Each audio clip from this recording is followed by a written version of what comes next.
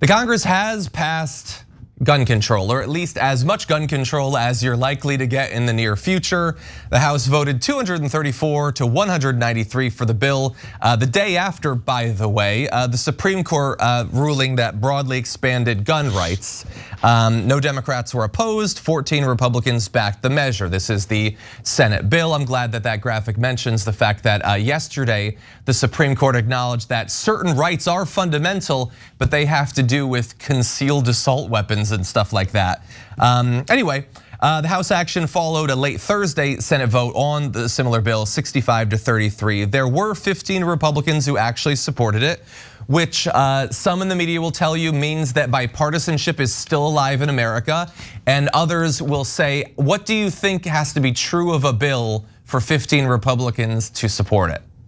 Can't do that much, that's what I would say. So what doesn't it do? It does not implement federal red flag laws, although it does provide funding for the states that do have them. It doesn't ban any weapons or high capacity magazines. So your ability to wreak as much havoc as possible and kill as many people as possible in as short a time as possible will not be constrained in any way by this. So if you are a potential school shooter, breathe easy. You can get suited up for war just as readily as you could have before this bill. Those convicted of misdemeanor domestic violence crimes can get their guns back after 5 years. It does not raise the age to buy any of these weapons. So all of that, the brain science about how the brain isn't fully formed until like your early 20s. And so it is crucial that we don't allow especially young teenage men access to these weapons. We're not listening to that. They can still buy these weapons and all that. What it does do though, is it bars from having a gun anyone who is convicted of a domestic violence crime against someone that they have a continuing serious relationship of a romantic or intimate nature. That is the boyfriend gap. So previously in some of these states that had red flag laws, it applied to marriages. In this case, it extends it out to if you were in a serious relationship, producing, at least from my inexpert legal standing, a situation where you will have readier access to deadly firearms if you beat someone that you're only casually seeing. I don't understand, but that's the best that we could get, I guess. Farron, there's a lot on the table here. What do you think?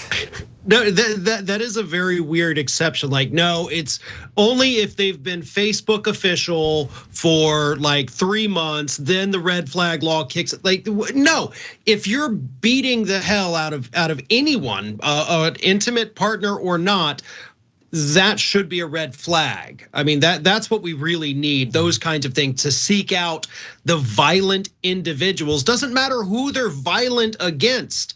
But if you have a tendency to lose your temper and immediately go to violence, that's what red flag laws should do. Not just, oh no, you have to be married for a certain number of years and you have to know all these details about the person for the red flag law to kick in.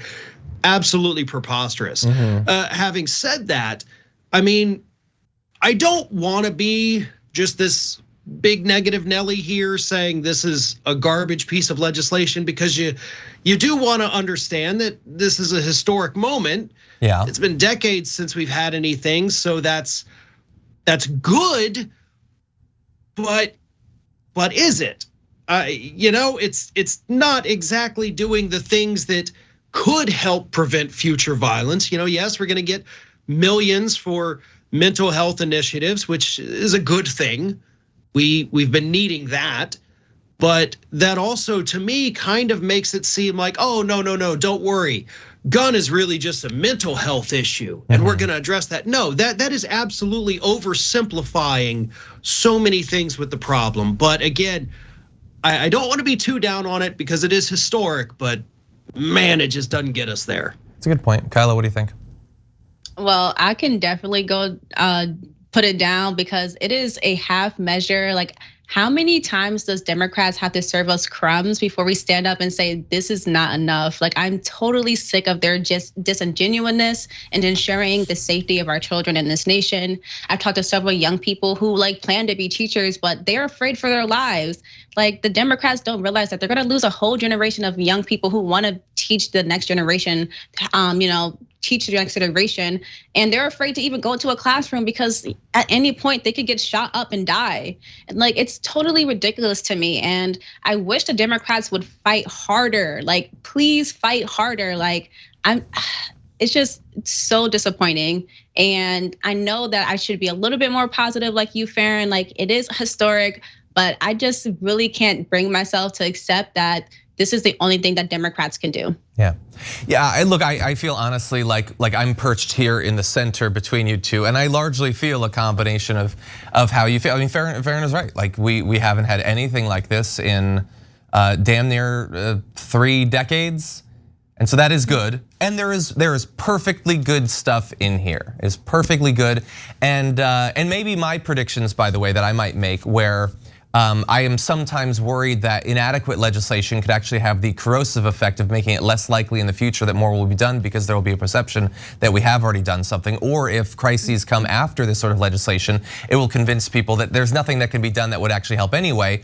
Maybe passing something like this will actually lead people to think, well, this is a thing that can happen. So maybe the next time it's brought up for debate, it won't be considered the apocalypse. We'll have to see. I don't know. And I also really hope that I'm wrong about the whole violence thing about it, because like the idea that someone could like beat their way through a Whole Foods, but as long as they weren't ready to commit with any of the people, it's fine. Like, I've got to be wrong about something in this comparison. I don't know what, I'm not a lawyer. Thanks for watching the Young Turks, really appreciate it. Another way to show support is through YouTube memberships. You'll get to interact with us more. There's live chat emojis, badges. You've got emojis of me, Anna, John, JR. So those are super fun. But you also get playback of our exclusive member only shows and specials right after they air. So all of that, all you gotta do is click that join button right underneath the video. Thank you.